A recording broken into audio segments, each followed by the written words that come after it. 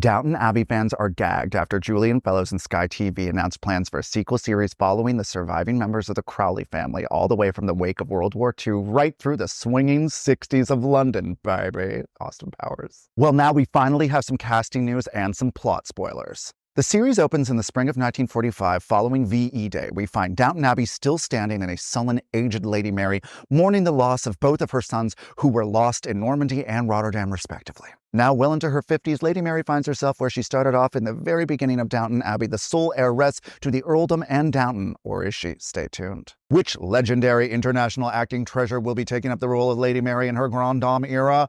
None other than Emma Thompson. Lady Mary's sparring partner remains the oil to her water, Viscountess of Hexham, Lady Edith Pelham, now a bona fide publishing mogul of several women's periodicals who is counting down the days until the age of Aquarius. I feel like there could be a plotline in which Lady Edith discovers a young Twiggy. Who exactly will be stepping into Lady Edith's feminine spats? None other than Killing Eve's Fiona Shaw.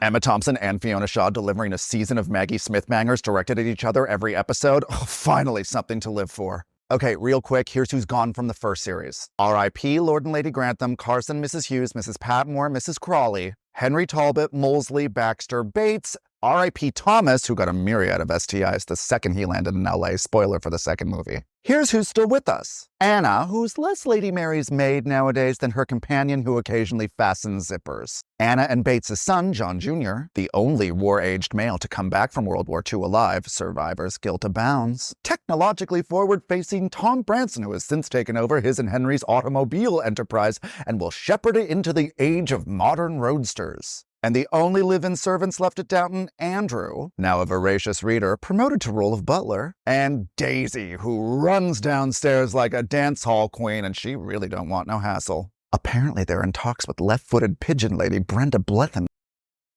for the part. Ooh. It's all business as usual at Downton, with a sullen, aged, mournful Lady Mary thinking, well, with my sons gone, it's settled, I'm the sole heiress once and for all.